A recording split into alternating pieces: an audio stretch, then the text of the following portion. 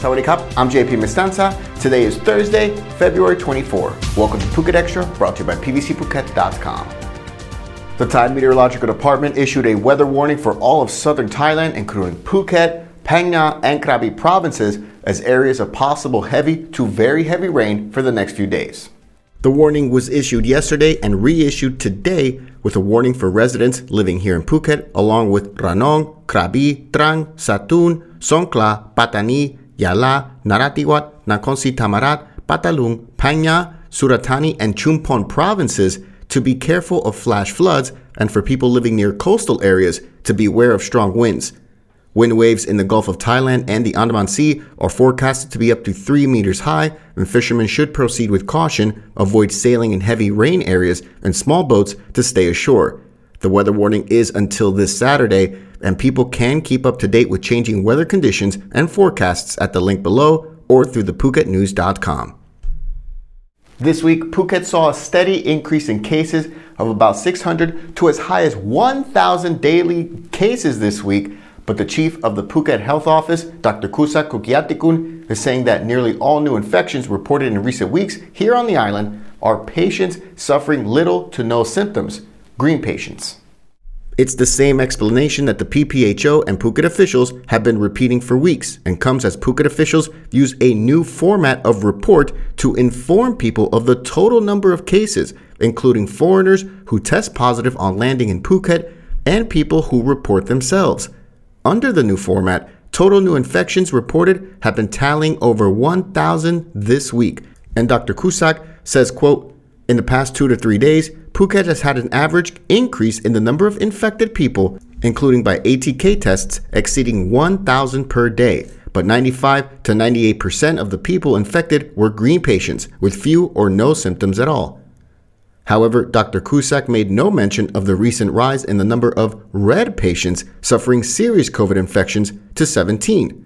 The number of red patients jumped from 6 to 16 overnight in the report for February 12 and has remained at 16 to 17 each day despite more than 10 deaths reported in the days since. Dr. Kusak also made no mention of the 23 deaths his office has attributed to COVID so far this month. The PPHO attributed only 10 deaths to COVID-19 in January, but in the past week has reported multiple deaths attributed to COVID-19 nearly every day this past week. He went on to say, quote, "Thousands of people in Phuket are receiving treatment at home. Health officials in all districts are supplying Favipiravir and other medications to treat symptoms. These medications are available at sub-district hospitals. Favipiravir is available only to symptomatic cases and patients who are elderly or have underlying illnesses."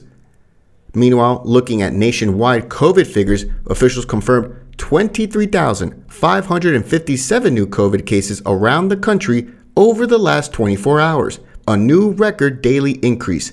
However, the number of COVID fatalities was 38, far below the 184 fatalities that were reported on August 13 of last year, when Thailand recorded its previous daily record of 23,418 cases. For more, visit thephuket.news.com.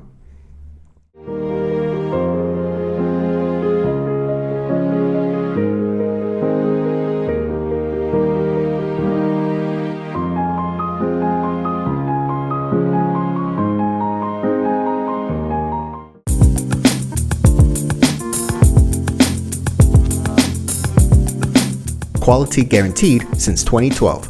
Call M Painting today.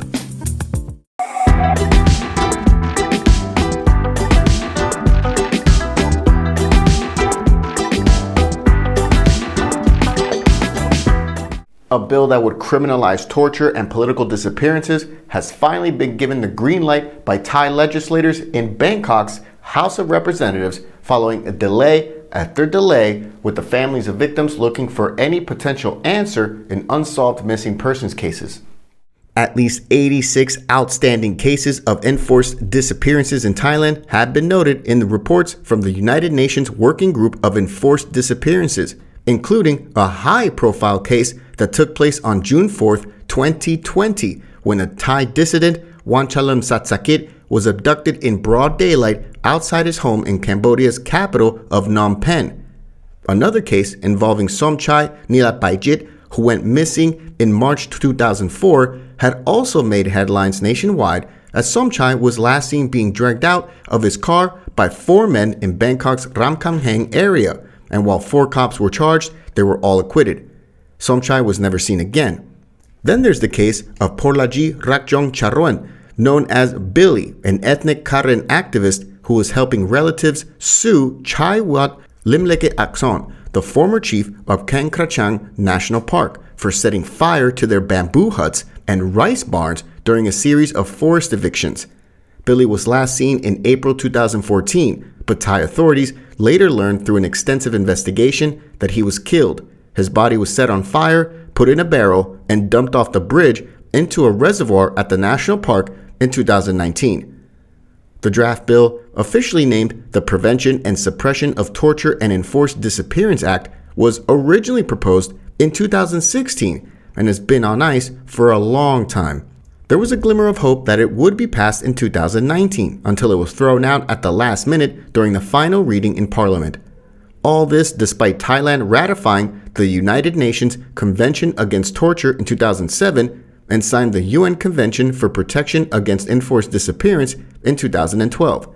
But the draft bill came back into the spotlight last August when a video leaked showing a chief of police in Nakhon Sawan province, a man better known as Joe Ferrari, placing a bag over a drug suspect's head and suffocating him to death, with other cops watching along as the man died right there at the police station. This sparked outrage across all sectors of Thai society, and in the wake of the leaked video, Joe Ferrari, who was also facing a corruption investigation over his collection of rare and expensive cars, had his officers attempt to hide the death by saying that the suspect died of a drug overdose.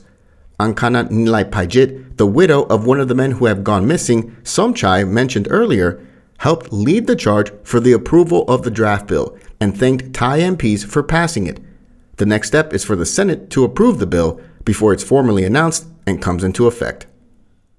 Authorities raided and seized illegal timber found stacked behind a resort located near Lam Krating, north of Nai Harn. Officers seized the illegal lumber at a no-name resort located behind Lam Krating in the south of Phuket midday last Saturday and was being used to build residence buildings at the site. Authorities in their report said that this raid and seizures of illegal timber were the result of neglect by forestry officials since 2019, when illegal timber was also seized in the same area, and at that time, 2 suspects were arrested, one a former army officer, another a business owner who lived in Karon. It's unclear if forestry officers will have charges pressed against them for negligence of duty. For more, visit thephuket.news.com. Thank you so much for joining us on this Thursday edition of Phuket Extra, brought to you by pvcphuket.com. Join us again tomorrow on Friday. Until then, stay classy, Phuket. Phuket's rapid modernization has made it one of the world's premier holiday destinations. Investors can still buy quality condominiums for as low as $75,000 and luxury properties can go all the way up to $20 million.